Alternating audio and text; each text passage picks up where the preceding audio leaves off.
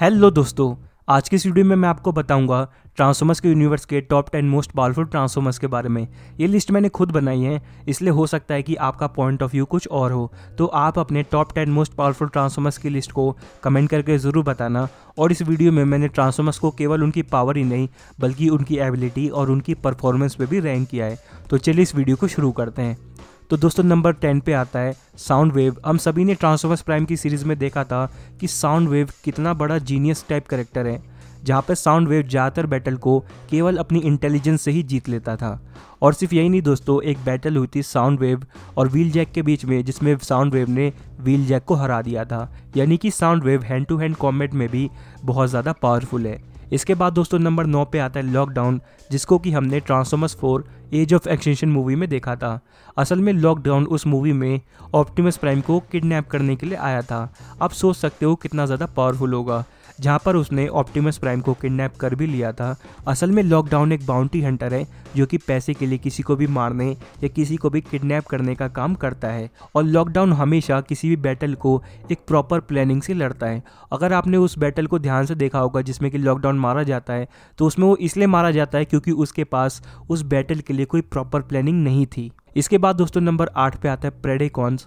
हमने जैसे कि ट्रांसफॉर्मर्स प्राइम में देखा ही था कि प्रेडेकॉन्स जब अपने बीस्ट मोड में आते हैं तो उनको हराना लगभग इम्पॉसिबल हो जाता है। जहाँ पे बीस्ट मोड में प्रेडेकॉन्स ने ऑटोबॉट्स को बहुत कड़ी टक्कर दी थी और ऑप्टिमस प्राइम के लिए लगभग इम्पॉसिबल हो गया था उसको हरा पाना।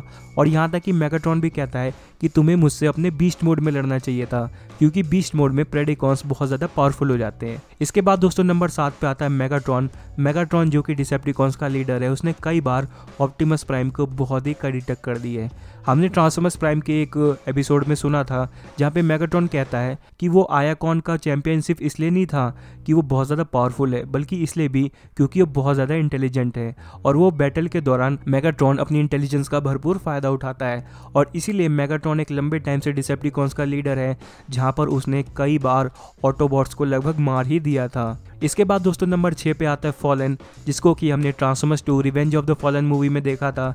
हमने उस मूवी में बहुत अच्छी तरीके से देखा कि फॉलन कितना ज़्यादा पावरफुल है। और फॉलन ये भी बोलता है कि उसे केवल एक प्राइम ही मार सकता है। यानी कि दोस्तों अगर उस मूवी में ऑप्टिमस प्राइम जिंदा ना होता तो फॉलन को कोई मारने वाला था ही नहीं। जहाँ पे फॉलन इतना ज़्यादा पावरफुल होता है कि वो हमारे जो सन है उसी को ख़त्म करने के लिए निकल पड़ता है, लेकिन इससे पहले कि वो सन को ख़त्म करें ऑप्टिमस प्राइम उसको रोक देते हैं।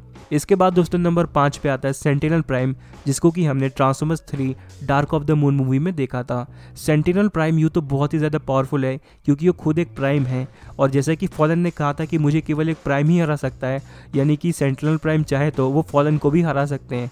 लेकिन दिक्कत ये हो गई थी कि अपने प्लेनेट को बचाने के लिए सेंटिनल प्राइम ने गलत रास्ता अपना लिया था और उन्होंने मेगाट्रॉन से भी हाथ मिला लिया था, और इसलिए ऑप्टिमस प्राइम सेंटिनल प्राइम को ही मूवी के एंड में मार देता है। इसके बाद दोस्तों नंबर 4 पे आता है खुद ऑप्टिमस प्राइम। हमने कई बैटल्स में देखा कि ऑप्टिमस प्राइम कभी हारता ही नहीं है। मूवी के एंड में कैसे भी हो ऑप्टिमस प्राइम उस मूवी के मेन विलन को मार करके जीत ही जाता है। रीज़न उसका सिर्फ ये नहीं कि ऑप्टिमस प्राइम पावरफुल है, रीज़न उसका ये है कि ऑप्टिमस प्राइम की फाइटिंग स्किल्स बहुत ही ज़्यादा कमाल की है। और क्योंकि ऑप्टिमस एक प्राइम है तो एक प्राइम को कुछ स्पेशल पावर्स और एबिलिटीज़ भी मिलती है, जिस वजह से ऑप्टिमस प्राइम इतना ज़्यादा पावरफुल है। इसके बाद दोस्तों नंबर 3 पे आती है क्विंटेसा। क्विंटेसा जो कि गॉड ऑफ प्राइम है, वो ऑप्टिमस प्राइम से भी ज़्यादा पावरफुल है। जहाँ पे हमने ट्रांसफॉर्मर्स 5 मूवी में देखा था कि ऑप्टिमस प्राइम जाता है क्विंटेसा को मारने, लेकिन क्विंटेसा बड़े ही आराम से ऑप्टिमस प्राइम को ही अपने काबू में करके उसको नेमेसिस प्राइम बना देती है।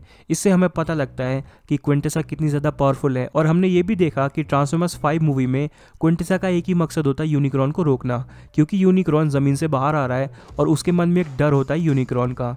इसलिए दोस्तों नंबर 2 पे आता है यूनिक्रॉन। यूनिक्रॉन जो कि ट्रांसफॉर्मर्स के यूनिवर्स का सबसे पावरफुल विलन है और जिसको अभी तक हमने बड़े पर्दे पर प्रॉपरली नहीं देखा है।